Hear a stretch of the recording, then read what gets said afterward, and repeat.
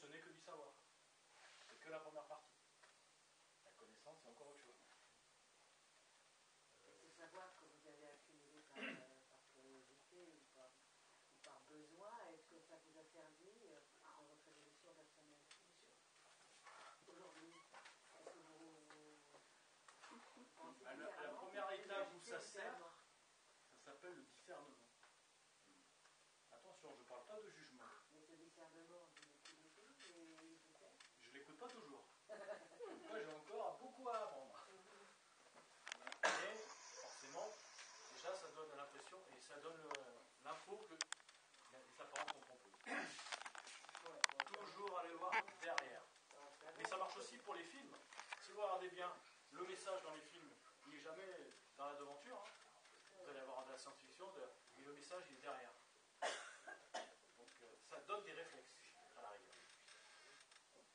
Et en plus, maintenant qu'on sait qu'on se trompe de l'intérieur, parce que notre cerveau fonctionne d'une certaine manière qui nous dupe, ça met encore plus de...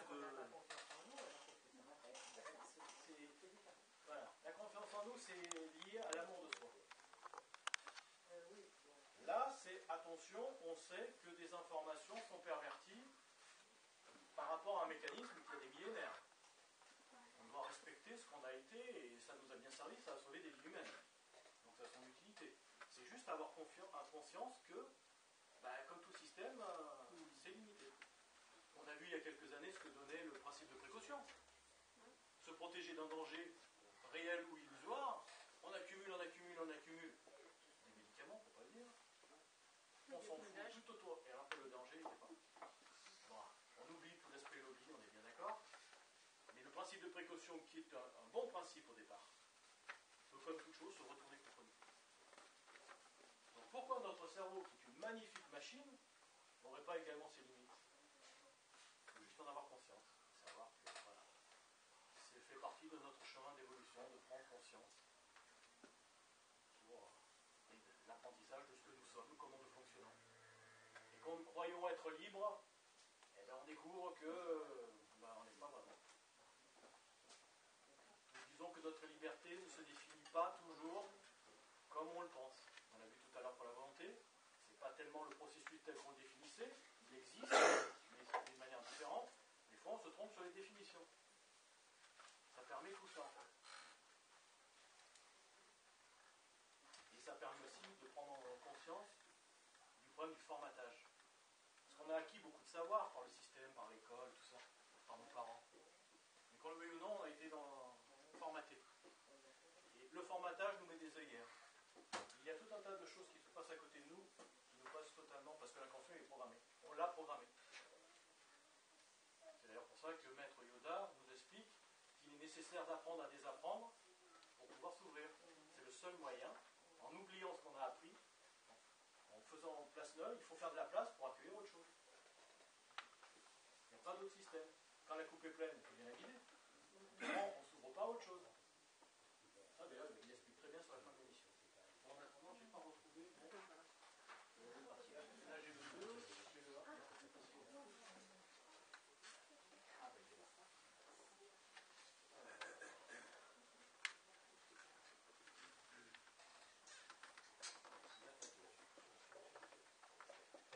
Reconnaître un visage. Reconnaître un visage par rapport à la chambre. Ce module spécial dans le lobe temporal droit scanne les visages. Il les fait passer au crible de nos banques de données internes en quelques fractions de secondes. Ainsi, nous sommes capables de reconnaître un ami que nous n'avons pas vu depuis 10 ans, voire même une personne que nous n'avons croisée qu'une seule fois. Une condition cependant, le visage en question doit être associé à une émotion. Plus l'émotion est forte, plus la reconnaissance se fera facilement.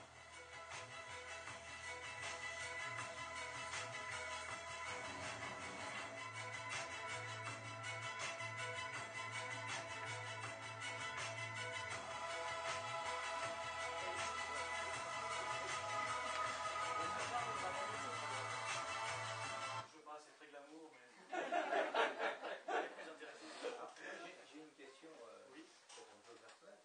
Moi, par exemple, personnellement, j'ai beaucoup de mal à reconnaître les gens, visuellement. Par contre, il suffit qu'ils disent un mot,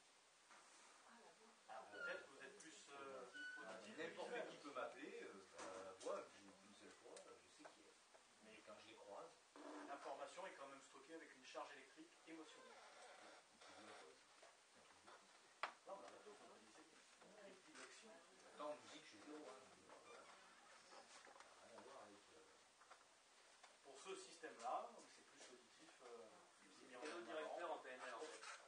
Il y a des canaux directeurs en PNL. Les 5 canaux. Les 5 sens en fait.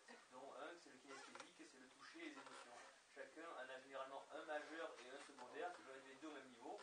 Donc c'est pas du tout anormal. C'est que en fait tu es auditif plus que visuel. Voilà. Il y a des expériences à faire, simplement un truc tout bête, raconter une petite histoire, la personne en face note par quel sens tu passes, et tu arrives à définir ton canal. Là, rien que ce que tu dis, tu es un auditif. Il y en a forcément un qui domine les 5. Généralement, il y en a un qui domine, des fois il y en a deux au même niveau, ça dépend des personnes. Il n'y a pas de. Ça c'est par rapport à notre constitution de base, puis par rapport au vécu, puis par exemple quelqu'un qui manque, par exemple la vue, va développer un autre sens. Il y a des personnes, par exemple c'est très rare, c'est le sens olfactif qui prédomine, ils reconnaîtront les lieux et les personnes à l'odeur. Ça c'est pour les personnes qui ont un sens en moins. Sinon généralement les gens, on va dire normaux, c'est vue, auditif et kinesthésique, donc toucher, émotion. C'est pour ça que quand ils parlent aux émotions, ça se base sur un schéma visuel et kinesthésique. Voilà. Qui est le plus répandu au final. Mais est-ce que tu es quand même d'accord sur l'aspect, même si c'est olfactif, la charge émotionnelle qui est associée à l'enregistrement olfactif permet quand même d'identifier le tout à fait, rapide. tout à fait. Donc le processus reste le même. Quelle que soit la charge émotionnelle qui Voilà. à la base. Quel que soit le sens mis en avant, ça reste de l'influx électrique.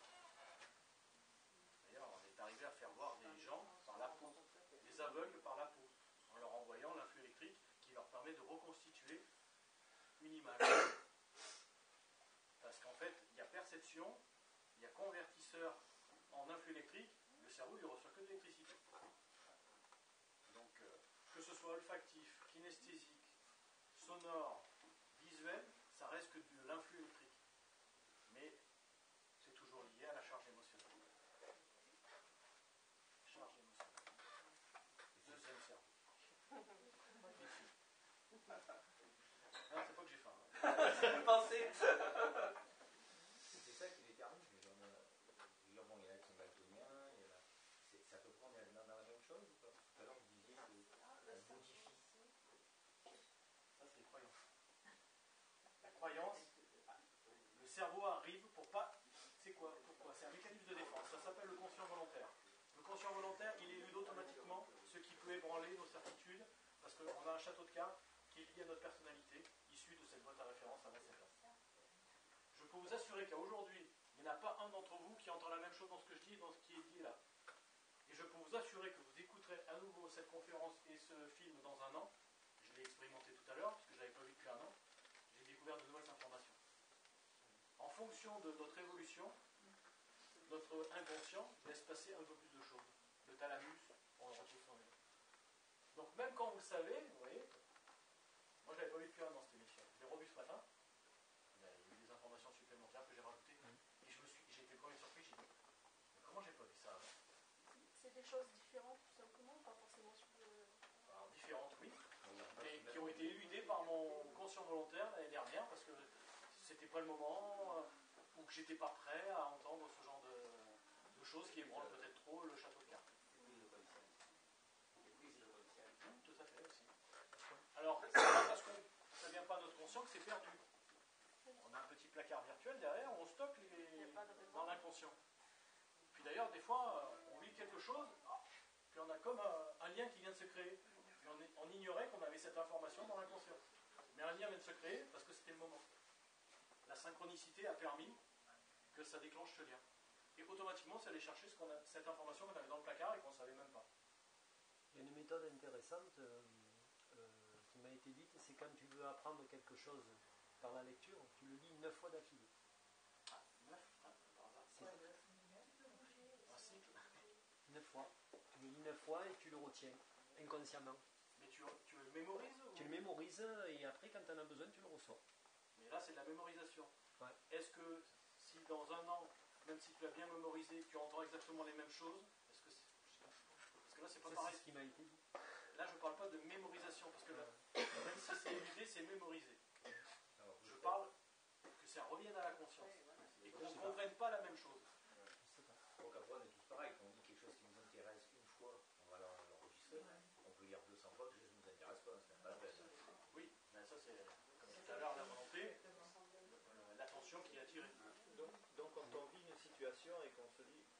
déjà vécu.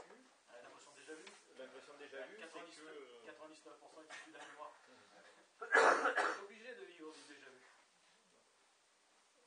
Cette impression déjà vue, c'est Pas quelque chose qui... Déjà ressenti dans la chair.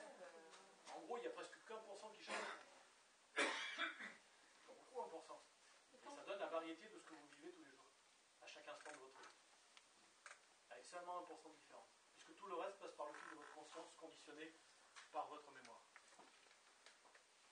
Qu'est-ce que la mémoire entre inconscient et inconscient? Quand on dit on a beaucoup de mémoire, pas beaucoup de mémoire, cette personne a de la mémoire. Alors là, je vais parler en termes informatiques. Il y a la mémoire morte, la mémoire vive, il y a le disque dur. On a plusieurs mémoires. On a une mémoire de 24 heures qui se déverse dans la mémoire long terme. D'accord. D'ailleurs, il y a des gens qui souffrent que ce déversement ne se fait pas, et chaque jour est nouveau pour eux parce qu'ils ont déjà oublié ce qui s'est passé la veille.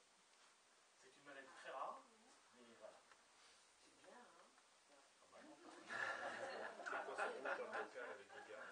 Je vais vous expliquer pourquoi c'est pas bien, vous n'avez pas dit. Vous ne savez plus qui vous êtes, vous ne savez plus à quelle étape de votre vie vous en êtes. Oui, mais on revient tous les jours. Oui. C'est bien de positif.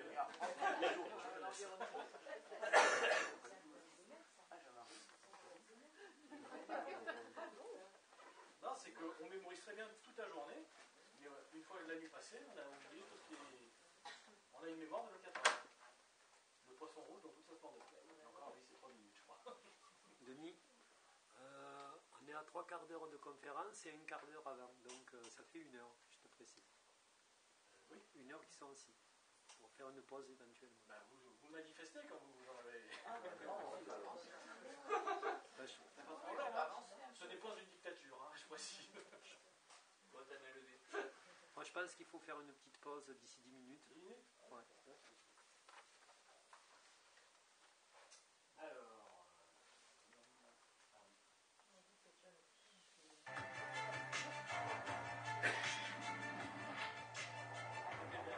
Ce qui n'a pas de visage est scanné par le centre de reconnaissance des objets, ici en bleu sur l'image. Reconnaissance des objets. Chez les autistes, c'est cette zone du cerveau qui s'active en présence d'êtres humains, et non le centre de reconnaissance des mimiques en rouge.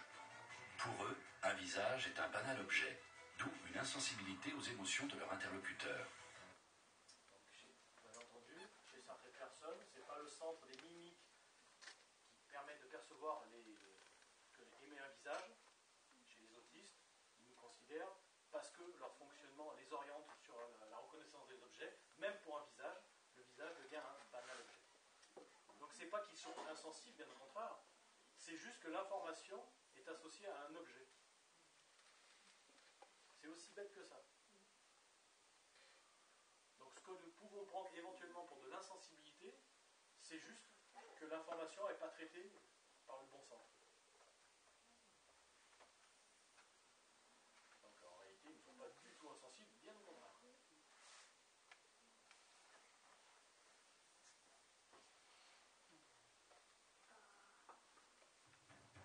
Dans son casque en 3D, la jeune femme voit son dos filmé par 2 caméras se trouvant derrière elle. L'illusion dans l'état pur. Henry Gerson effleure la volontaire avec un objet, et il approche simultanément un objet identique des caméras. C'est là que l'incroyable se produit. Toutes les personnes ayant participé à l'étude sortent de leur corps. La sensation du contact et l'image des caméras 3D derrière leur dos finissent par se confondre. Même si la conscience des volontaires leur dit qu'ils sont victimes d'une illusion, ils ne peuvent rien y changer.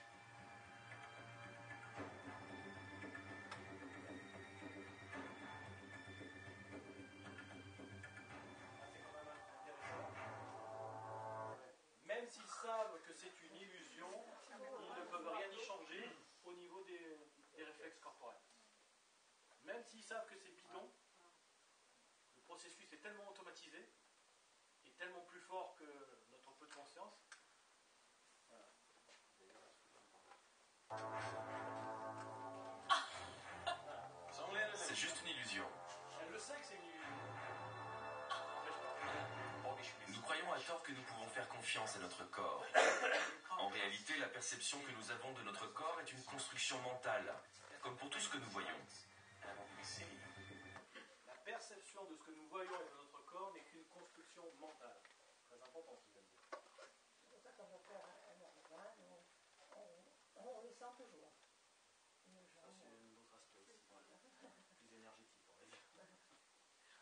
le syndrome du membre fantôme.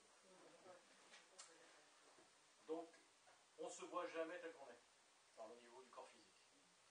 C'est une construction mentale. Au même niveau que le monde n'est jamais tel que nous le percevons.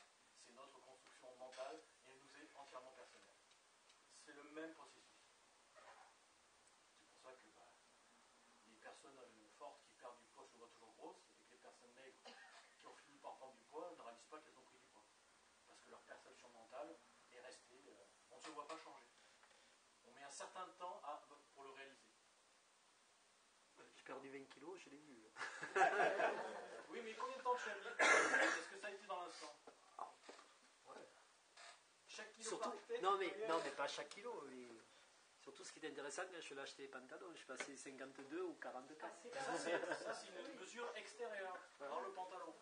C'est là que tu constates. Et tu dis, quand même, il y a différents. Non, mais ça se voit aussi, la fatigue et tout. D'ailleurs, j'ai pas changé ma photo sur OBS, ça date de l'année dernière que j'avais 20 kilos de plus. Oui. Pour faire du poids, ça m'intéresse.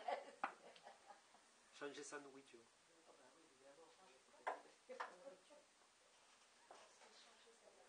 bah oui, évidemment. Alors là, nous allons aborder un thème qui nous touche tous, forcément, la relation amoureuse et ses automatismes.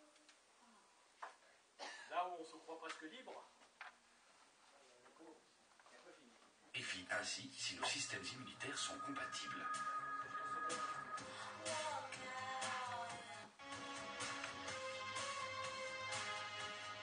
Pas étonnant que notre premier rendez-vous galant nous mette les nerfs à vif. En quelques fractions de secondes, notre cerveau scanne une foule de détails. Finesse de la taille, rondeur des hanches, dilatation des pupilles, symétrie du visage, odeur, et vérifie ainsi si nos systèmes immunitaires sont compatibles.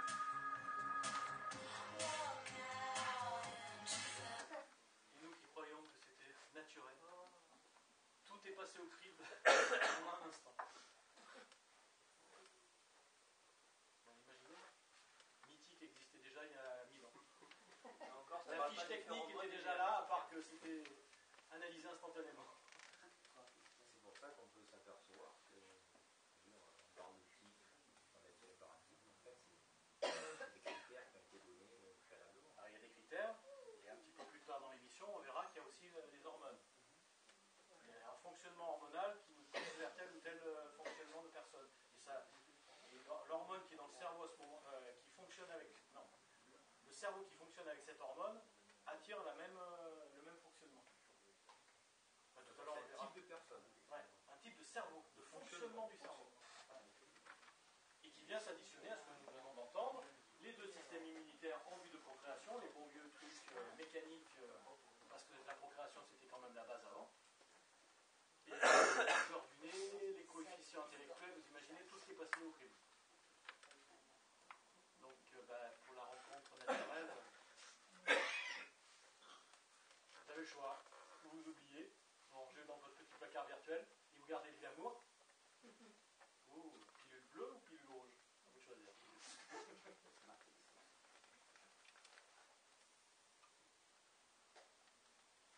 T'as refroidi tout le monde. Les scientifiques savent aujourd'hui que nous tombons le plus souvent amoureux de personnes qui nous ressemblent. Nous aurions même tendance à choisir des partenaires dont la largeur de nez et le QI sont comparables aux nôtres.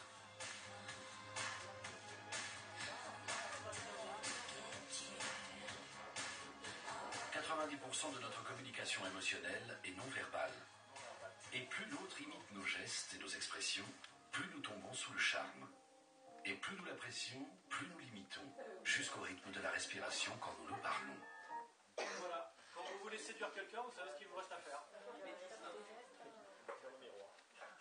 Vous avez le secret de la séduction. Ça va vite énerver. Ouais, je voudrais amener une précision. Quand tu rencontres une personne en fait que tu trouves particulièrement intelligente, belle, etc. et tout ça, en fait sur le moment tu peux être en évaluation et puis tu te rends compte plus tard qu'en fait cette personne te correspond totalement parce que tu es la même chose. Ouais. Ah ouais, c'est exactement ce qui m'est arrivé. Tu as raison, certaines sont physiquement très intelligentes. Ouais. Mais c'est je ne vrai. connais pas le numéro de téléphone. Mais c'est vrai parce qu'après on se demande pourquoi on porte la personne sur un piédestal. En fait, on la trouve magnifique, plein de qualités, et puis d'un coup tu te rends compte après que tu en as.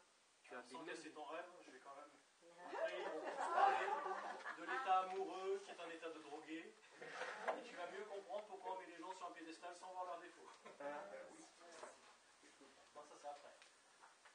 L'état amoureux, l'état drogué, c'est d'autres ordres.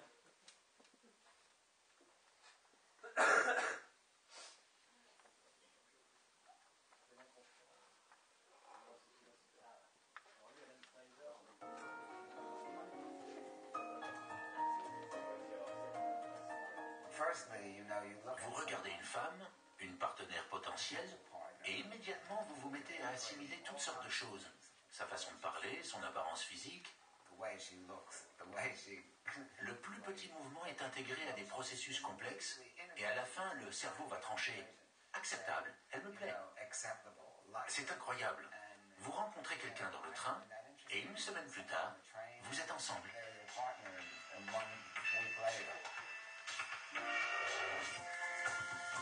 Ce qui vous précisera plus tard, c'est que même si vous avez une liste d'arguments contre, comme ça de cours, vous